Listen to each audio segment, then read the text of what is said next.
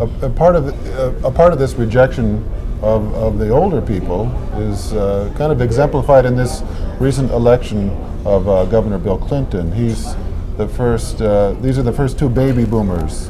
Well, yeah, but if you look president. at the vote, the older guys got more votes than Clinton did. Total. Between Perot and Bush, why more people were, if you want to judge it on that basis, more people were willing to go.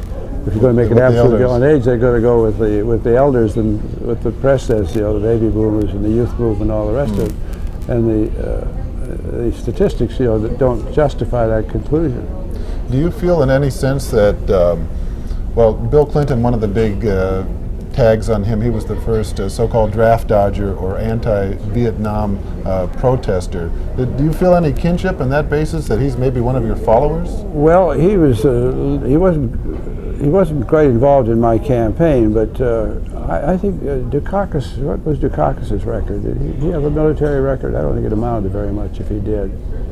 I don't know. All I remember is that image of him in a tank and he looked out of place. Yeah. It didn't look at it. He'd been there before. Well, I think it indicates that you could have been against the Vietnam War and get elected, which is something that's never been proved before. But I don't know how absolute. I mean, just in a generalization, you can say it's not a complete negative, and the fact that Bush tried to make it such a significant issue, and Clinton still won. You can certainly say it's not an overwhelming issue, which is good. Yeah. One of your criticisms of Clinton during the campaign was that, well, simply because he's a governor and can run a state, he thinks he can run a country. And you ridiculed, I think, Jerry Brown on the same basis. Well, I had to think about governors in general. When they make the argument that, I said, actually, I'd rather have a governor running who'd been a poor governor, because he wouldn't know what to do, or wouldn't think he knew what to do. Whereas if, well, Clinton's argument is that I handled the National Guard so I can handle the Pentagon. It's a different world. Or I balanced the budget in Arkansas, if he did, or the Constitution bar, to say I could handle the federal debt. If you come in believing you transfer the methods that work in the states, it takes you a while to unlearn it. So it wasn't really personal. It was a general position on what the base of a governor's claim to the presidency has to be based on something other than their achievements, or even their non-achievements as governors.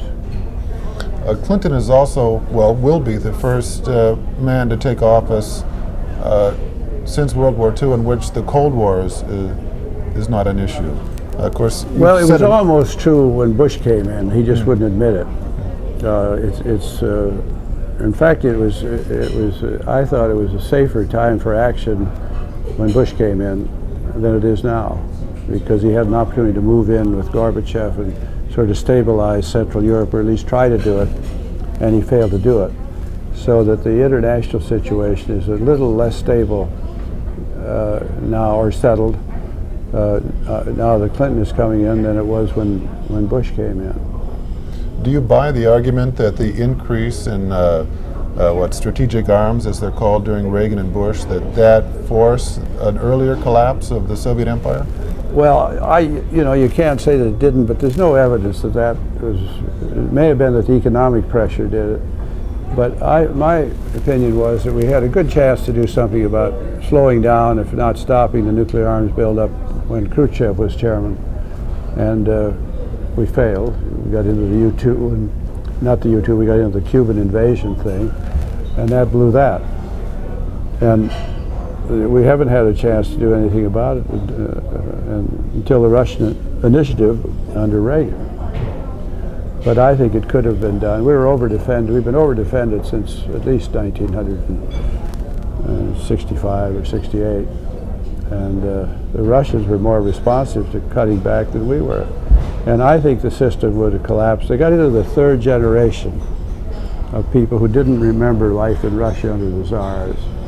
And whereas the first two generations say, well, we knew what it was like under the Tsars, and communism freed us.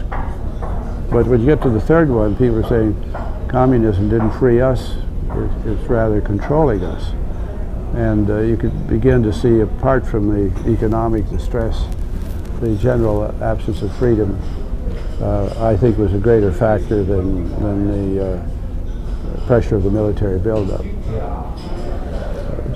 Do you have any plans to attempt to meet with President-elect Clinton? Well, I don't have any plans to. I wouldn't not see him. Like Cincinnatus, I keep plowing the front 40, waiting for the message from Rome, and it hasn't come yet, so we'll have to wait and see.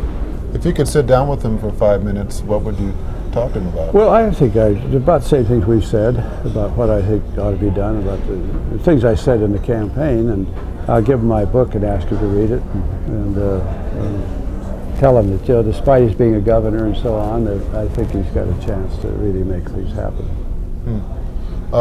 Just one final question. Do you think then, since the Cold War is over, that his biggest challenge is how to fit the United States into a new global economy? Well, I thought we should have started doing that when I wrote about it back in '67, and there was a different sort of pattern that was emerging then, and there's even more need for it now, and it's easier to do it. Except, as I said, that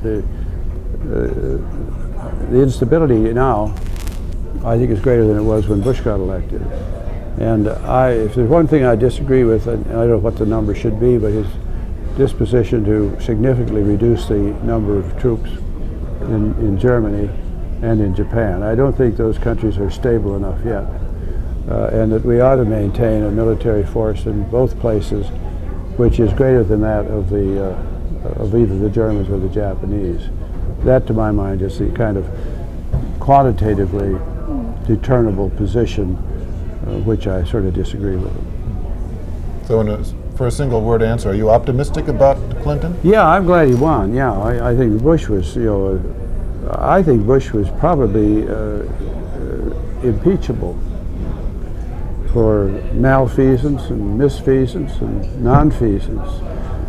So he... the no-fault presidency. Well, yeah, actually there was some fault.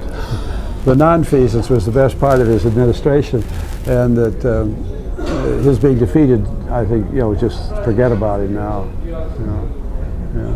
But I think it was pretty much malfeasance. The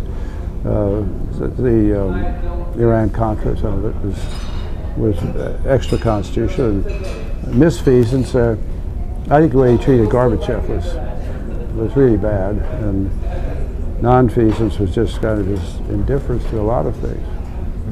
So there you are. Saved from impeachment by losing the election. Okay, very good. Well, it's been nice to talk with you. All right, we'll see you again, McCarthy. Steve. Yeah. See you again. You've been my most faithful reporters over the last year and a half. I'd had the kind of coverage from networks and other stations we had for you. The whole world would be different today. Okay, practically the Tellstar News political analyst, Senator McCarthy. All right. Thank you very much. This is Steve LeBeau for Tellstar News.